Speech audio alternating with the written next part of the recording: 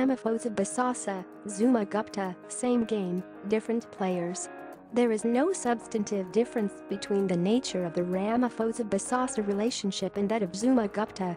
The Zuma-Gupta relationship had more time to play itself out and therefore involves the siphoning off of a lot more public money. But the difference is one of degree and timing, not of kind.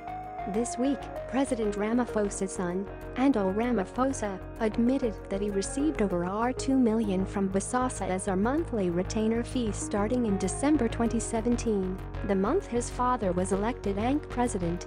President Ramaphosa has admitted knowledge of this business relationship and has also admitted that Bosasa CEO Gavin Watson donated $500,000 towards his ANC presidential election campaign. Let's cut the quotation marks and call these payments what they really are, sweeteners and bribes. There is no substantive difference between the nature of the Ramaphosa-Bosasa relationship and that of Zuma-Gupta.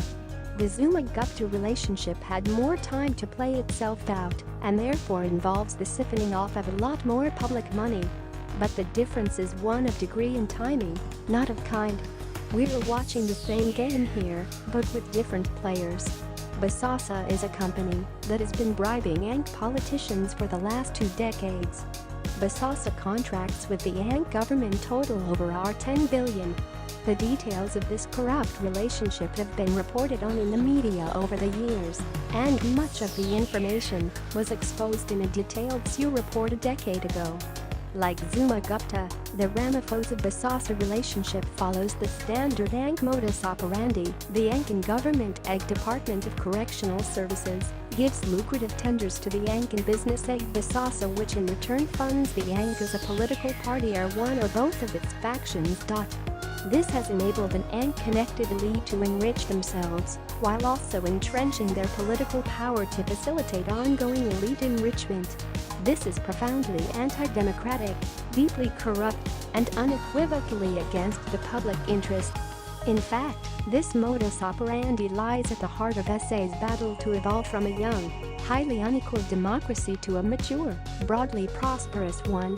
As I write, a Grizzly has just told the state capture inquiry that Bosasa paid out an estimated $70 million in bribes between 2006 and 2016, and that he knows of large donations of $10 million and $12 million given to the ANC top 6.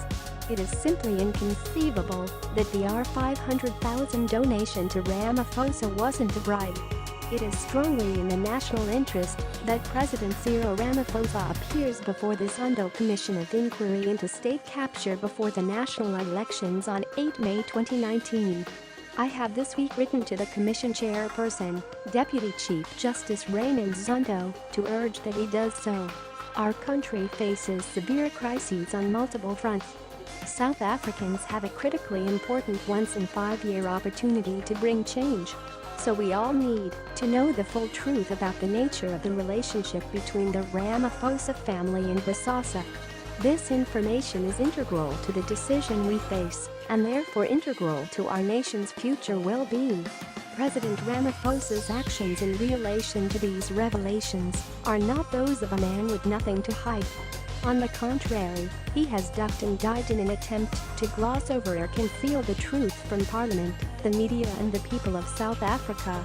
In an answer to my oral question in Parliament in November 2018, asking President Ramaphosa to explain the payment of $500,000 by Bosasa to his son, Ramaphosa claimed the payment was for consulting work rendered by his son Andile to Bosasa, and that he had seen the contract himself. It should be extremely concerning to all of us that Ramaphosa considered it acceptable that his son had received $500,000 from a company notorious for conducting a deeply corrupt relationship with his party over the course of 2 decades. He later backtracked on this explanation, claiming that the payment was in fact a donation by Bosasa to his ANC presidential election campaign, but not explaining why it was laundered through several other accounts first.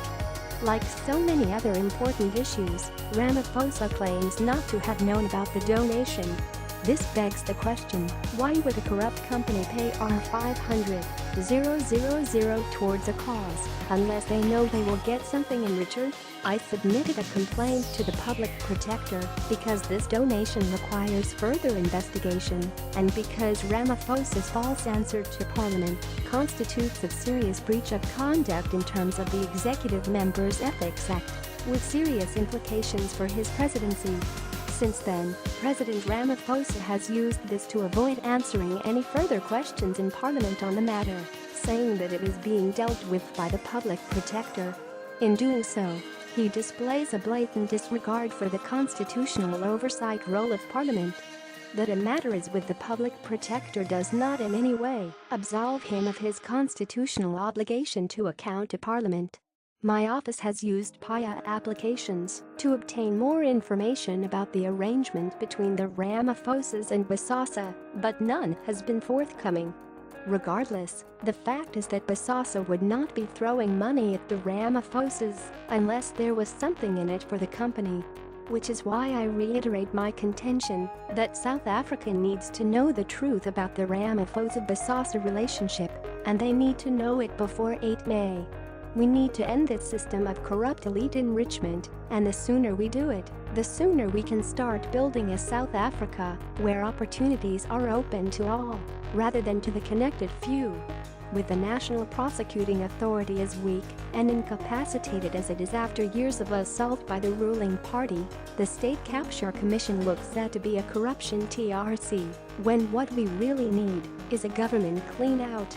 That's why voting for the DA on 8 May is such a crucial assault on corruption. Let it go, make my body go, make our bodies higher and higher.